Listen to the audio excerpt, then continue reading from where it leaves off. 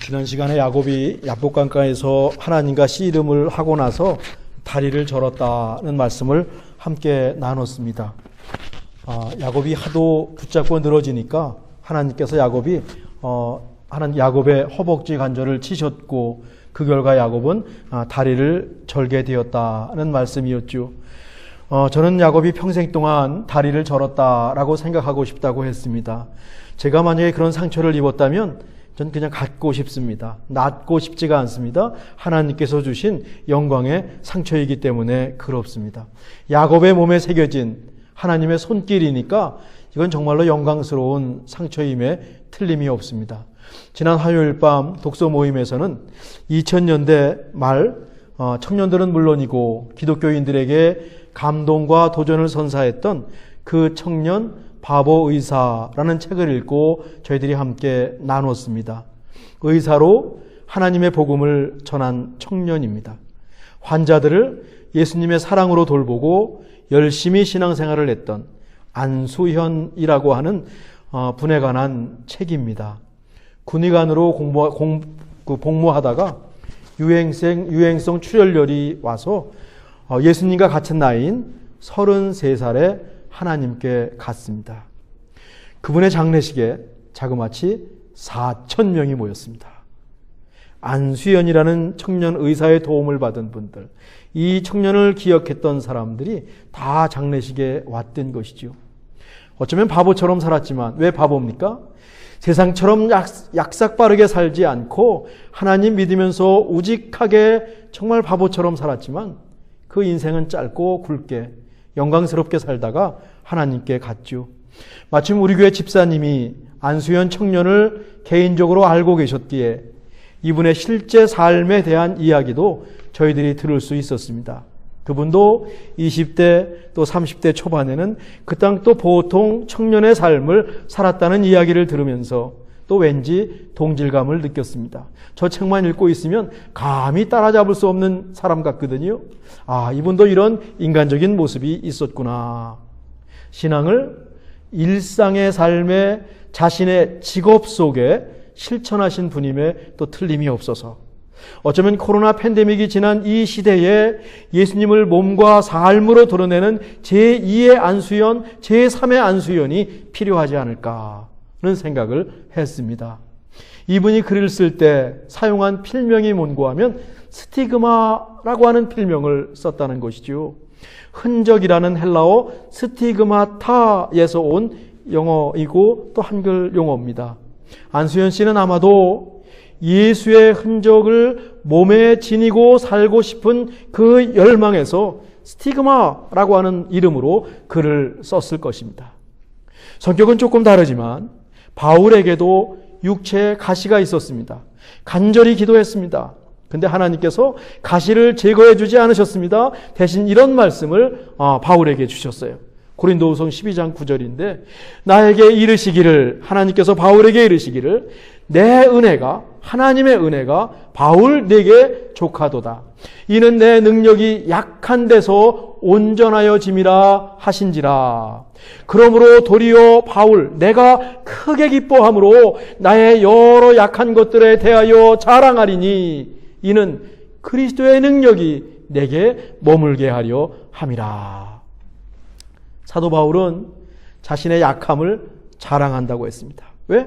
그의 약함 속에 그리스도의 능력이 머물러 있기 때문에 나는 나의 약함을 자랑하겠습니다 라고 말을 하고 있습니다. 그 육체의 가시가 바로 도리어 강함의 근원이 되었다라고 하는 것이죠. 야곱이 다리를 저는 것도 어쩌면 스티그마입니다. 하나님 은혜의 흔적입니다. 야곱이 가장 약할 때였습니다. 자기를 죽이려 한다는 형이 자기를 쫓아오고 있으니 가장 괴롭고 가장 불안하고 가장 두려운 그 밤이었습니다. D-1의 밤이었습니다. 그때 하나님께서 야곱을 찾아오셨고 야곱과 밤새도록 씨름하셨고 그때 야곱이 그 하나님으로부터 받은 상처, 영광의 상처가 허벅지 관절이 어긋나는 거였습니다. 그러니 야곱이 평생 절뚝절뚝 거리면서 살았는데 그 절뚝절뚝 거리는 모습은 스티그마, 하나님의 은혜의 흔적이었을 것입니다. 하나님께서 바울에게 육체의 가시가 하나님의 능력을 머물게 하는 흔적이라고 알려주셨듯이 하나님께서 야곱의 몸에 스티그마, 흔적을 남겨주신 겁니다. 야곱은 다리를 절면서 걸을 때마다 자기 몸에 머물고 있는 하나님의 흔적을 생각하고 자신의 약점을 깨닫고 더욱더 하나님을 의지했을 겁니다.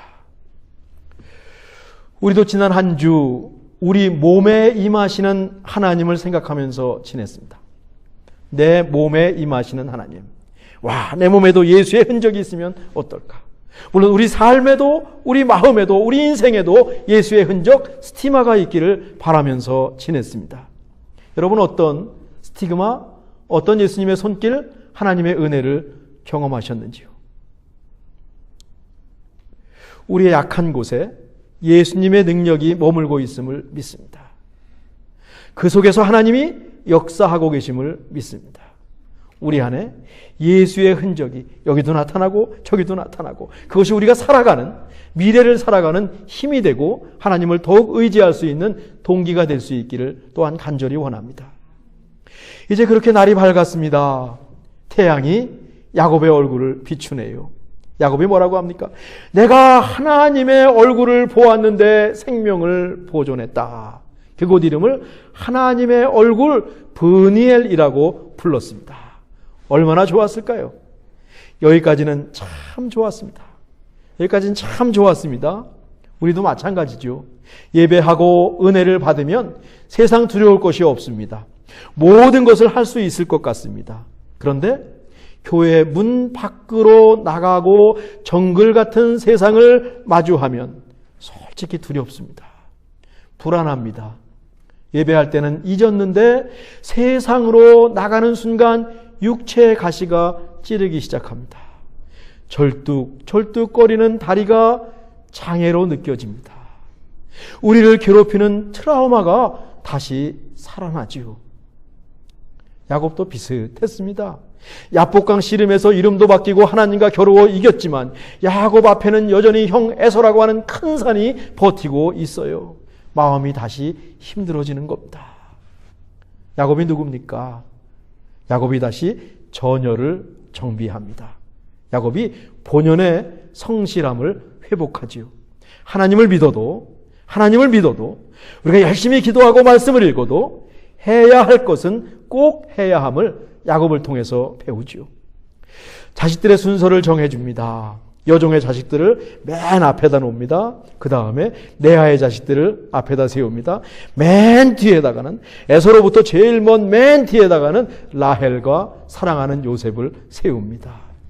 야곱의 성격이 그대로 나와요. 본성이 변하는 것이 얼마나 힘든지요. 라헬과 요셉을 맨 뒤에다 놓지 않습니까? 어쩌면 이런 솔직한 모습 때문에 우리가 야곱을 좋아하는지 모릅니다. 저는 안수연이란 책을 읽으면서 이분은 정말 훌륭한 사람이구나. 감히 따라올 수 없는 사람이구나. 또 집사님의 얘기를 들으니까 그분도 이런 인간적인 모습이 있었습니다. 공감을 할 수 있었습니다. 야곱도 비슷하지 않습니까? 때때로 우리도 하나님 앞에서 부끄러울 때가 있습니다. 야, 이렇게 변하질 않습니다. 질기게 변하질 않습니다. 야, 이런 모습을 발견할 때 내가 싫어집니다. 늘 제자리 걸음인 것 같습니다. 또 위축됩니다. 전 신앙을 그래프로 그리면 위로 향하는 직선은 아니라고 생각합니다. 정말 올라갔다가 내려갔다가 올라갔다가 내려갔다가 신앙이 야금야금 자라가는 것 같습니다. 아주 조금씩 변하고 그렇게 예수님을 닮아가는 것 같습니다. 중요한 건 있습니다. 추세가 위를 향해야 됩니다. 가만히 있거나 밑으로 내려가면 안 되죠. 야곱 보십시오. 하나님과 사람과 싸워서 이겼고 이스라엘이라는 새 사람이 되었으면 그가 원래 갖고 있던 편견, 페이보리티즘, 치명적인 약점은 좀 극복해야 되지 않겠습니까? 그런데 종들의 자식을 맨 앞에 세우고 자기가 사랑하는 라헬과 요셉은 맨 뒤에 세웁니다. 본성을 버리기가 참으로 어려운 것 같아요. 세상에서 가장 변하지 않는 게 뭔 거냐면 우리 자신이라고 하는 말이 있거든요. 야곱의 그래프가 지금 다시 밑으로 내려왔습니다. 그런데요, 야곱이 변한 게 있습니다. 야곱이 맨 앞으로 나갑니다. 맨 앞으로 나갑니다. 지난 밤에는 가족들을 건너보내고 자기만 맨 뒤에 야복강감에 남았습니다. 에서를 만나거든 이렇게 하라고 리허설까지 시키면서 다 말을 준비해 시켰습니다. 그 말은 뭔가 하면 자기는 맨 뒤에 있겠다는 겁니다. 근데 야복강에서 씨름한 후에 야곱은 맨 앞으로 갑니다. 형 에서를 자기가 마주하겠다라고 하는 겁니다. 이건 변화된 모습입니다. 하나님을 믿으면서 이렇게 한 가지 변화된 모습이 우리 안에 있어야 하는 거죠. 야곱의 그래프가 다시 위로 올라갔습니다. 세상적이고 현실적인 야곱을 보면서 야곱도 그랬는데 나도 그러면 어떤가 핑계대면 안 됩니다. 우리는 그 야곱의 그런 모습에 타산지석을 삼고 경각심을 갖고 야곱이 변화된 모습, 그래프가 위로 올라가는 모습 속에서 우리도 그리스도인답게 생각하고 행동하기로 결단할 필요가 있습니다. 자, 이제 운명의 순간이 찾아왔습니다. 형 에서가 400명을 데리고 지금 야곱에게 다가오고 있습니다. 일촉즉발의 위기 상황입니다. 연속극 같으면 이 순간에 다음 회에 계속 to be continued 라고 끝날 겁니다.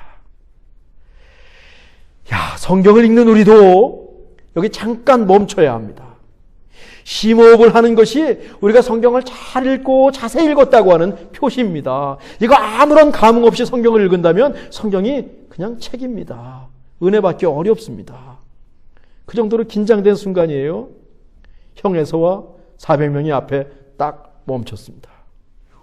야곱이 맨 앞에 있지 않습니까?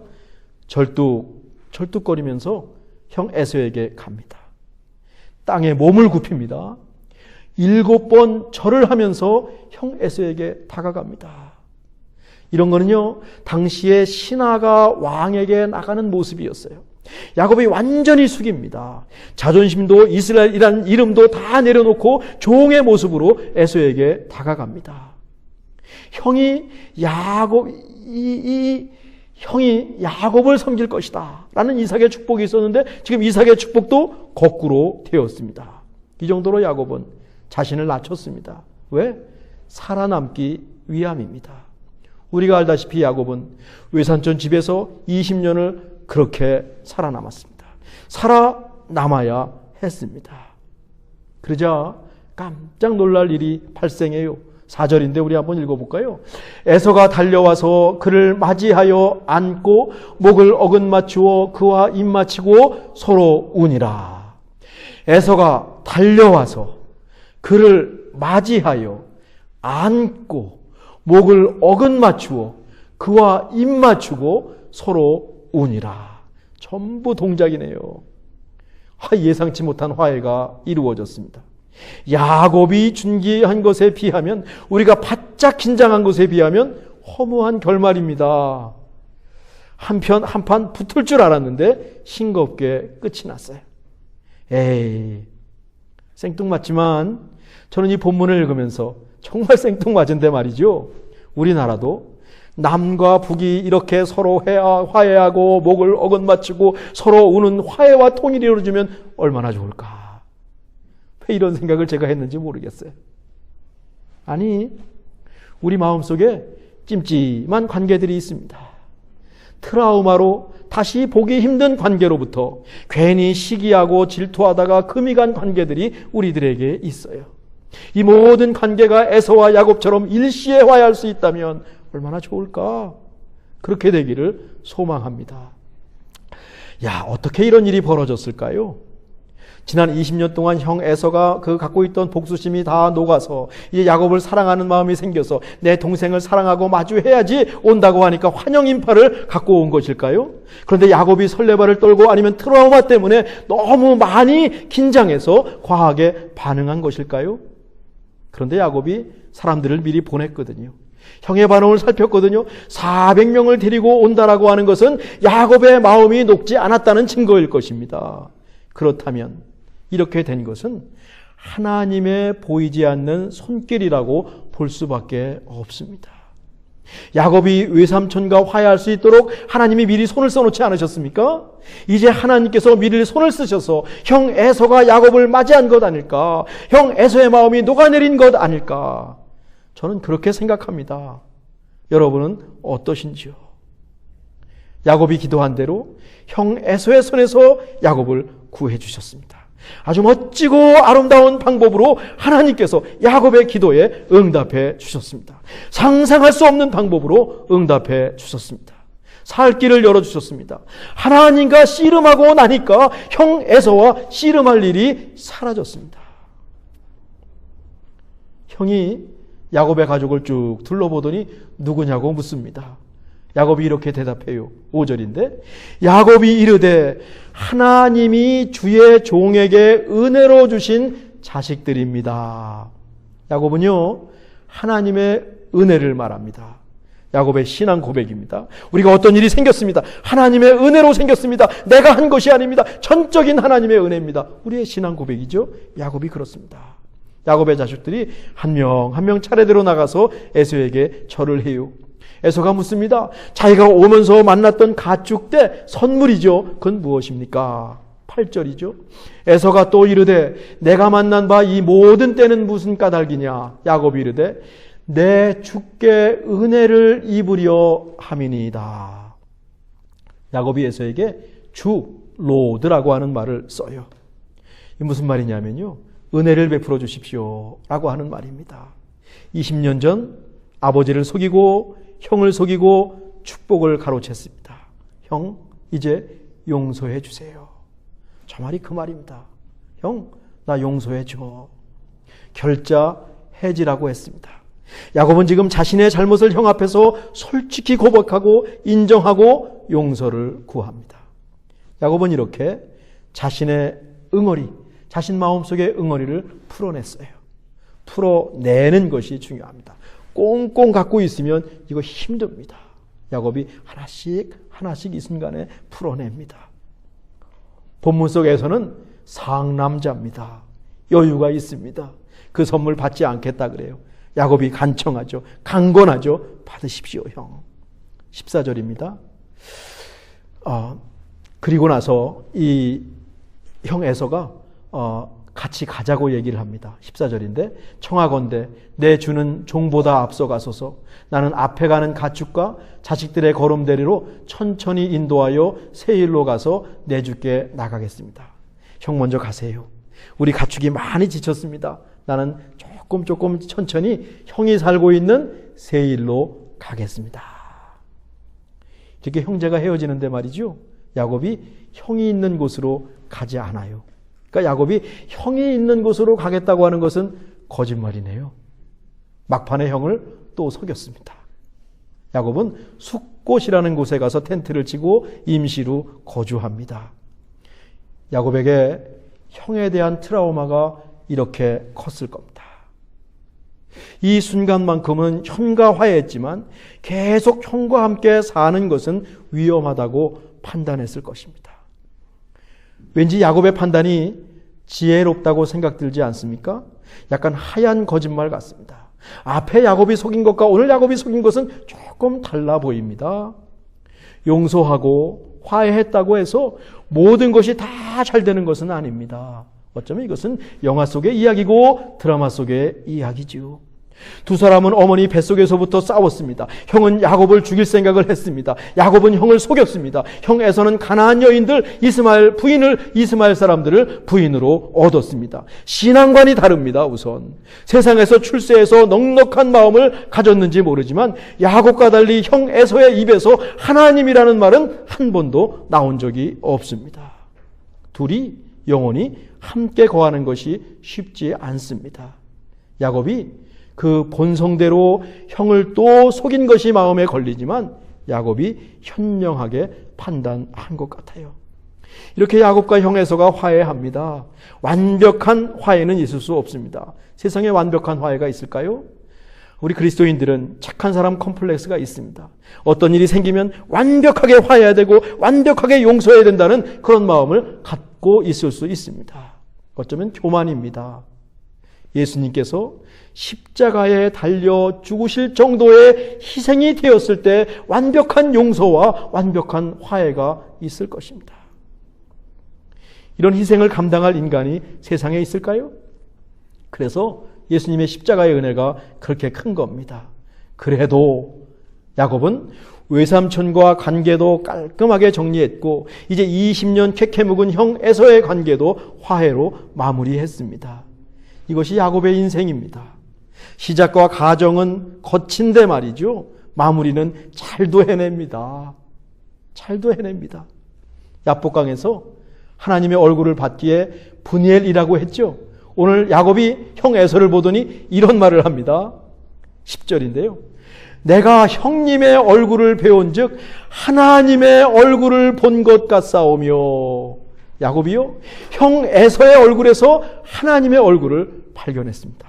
하나님의 얼굴을 보고 나니까 형 에서의 얼굴에서 하나님을 봤습니다. 에서가 누굽니까? 야곱의 원수입니다. 그런데 하나님과 씨름하고 나니까 원수의 얼굴에서 하나님의 얼굴을 발견했습니다. 놀랍지 않습니까? 하나님과 씨름한 다음에 야곱에게 찾아온 변화입니다. 이렇게 형 에서 그리고 외삼촌 라반과의 갈등과 경쟁이 깔끔하게 마무리돼요. 야곱의 인생 뒤에는 언제나 모든 것을 합력해서 이루시는 하나님이 계셨고요. 그래서 야곱의 인생은 은혜로 사는 인생이었습니다. 우리도 서먹한 관계가 있습니다. 힘든 관계가 있습니다. 트라우마가 생기는 트라우마를 준 관계도 있습니다. 다양한 관계 속에서 살아갑니다. 우리의 관계 속에 임하실 하나님의 손길을 이 시간 간절히 기대합니다. 하나님의 손길을 구합니다. 한 주간 용서와 화해를 시도해 봅시다. 하나님께서 도와주실 겁니다. 혹시 하나님과의 관계가 서먹할 수 있습니다. 팬데믹을 지나고 코로나를 지나고 너무 바쁘게 살다 보니까 하나님의 관계가 서먹할 수 있습니다. 야곱이 그랬듯이 바짝 엎드려서 하나님께 나가면 어떨까요? 하나님 앞에 자신을 다 드러내놓고 자존심 다 내려놓고 하나님을 찾고 하나님께 다가가면 어떨까요? 하나님께서 우리에게 뛰어오셔서 안아주실 겁니다. 하나님 몸에 안겨서 마음껏 울고 싶습니다.